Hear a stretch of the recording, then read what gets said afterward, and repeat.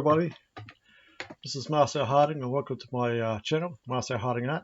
I thought I'd do a real short, quick tutorial on a good quality sketchbook.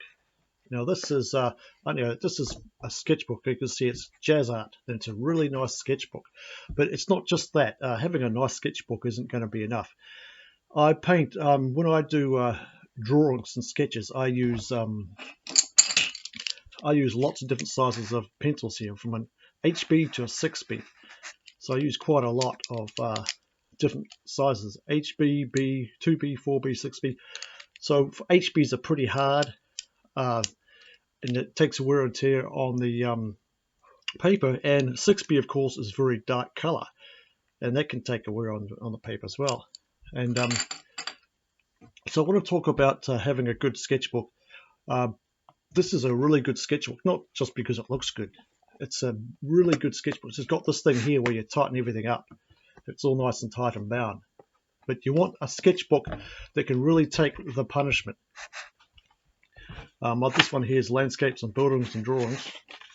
But this paper is 160 pound.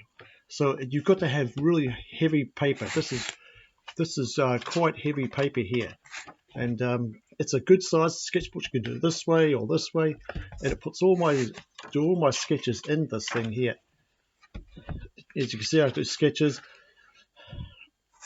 It's going to take a lot of punishment because it's using an HB, which is a hard pencil, all the way through to a 6B, which is a very dark pencil, and the paper's got to take the punishment. So you've got to have a really good sketchbook.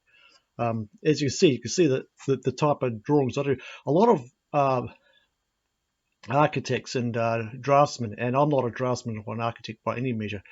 I put all my energy into my painting. They will use typically like a 3B pencil.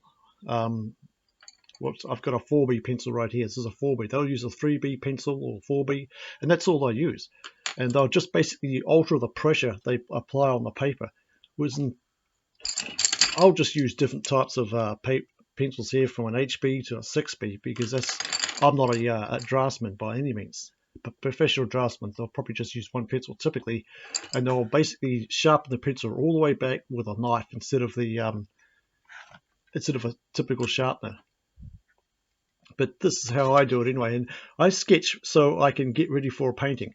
Now this painting here, for example, this sketch here, for example, I did a painting of this on A3 size acrylic paper almost a year ago. But before I did that, I did the sketch using anything from an HB to a 6B pencil. And I've got the photograph at the back of it, and I'll show you. Actually, I'll show you now. Here's the photo at the back of it. It's got a little pouch at the back of it too, where you can put your notes and all that. And here you go. Here's the photograph. And I did a painting of this, you see. And there's the photograph I took many years ago. And I drew a sketch out first, and then I painted it. And I've got a video on that too somewhere. I've uploaded a video on that on my channel somewhere too, so you can look out for that. So there you go. There's a photograph I took. It's better to draw. It's better not to draw from photographs, but in this case, I did. So it's best if you draw from real life and not from photographs, but you can't always do that. In this case, I basically drew from a photograph. And at the back of it, you can just put that back in there again. That's all good. But as you can see, you need to have good heavy paper to take the punishment. As you can see, I draw with I put a lot of punishment into my drawings. They take a lot of punishment. So you need a really good one. See, some really dark colors there. I'll give you an example coming up. See here? I like that drawing there. It's one of my favorites, actually. That's not so good. See, that's artistic. My type of style is, I'm not a craftsman at all. My style is, as you can see, I use real dark colored pencils, and it's very rough and rugged. And I spent about 15 minutes on it. But as you can see, I use dark colors as well as light colors, and it takes a lot of punishment. Here's another one of a sketch.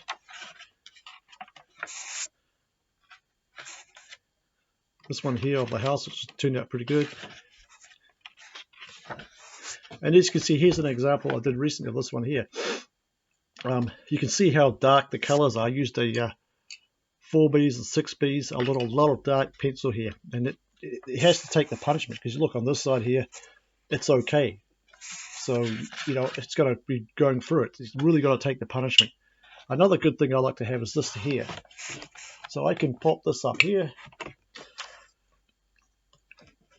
and I can put these in here. And I can draw away on a board like this here. So if I want to do a tutorial, I can go ahead and do that.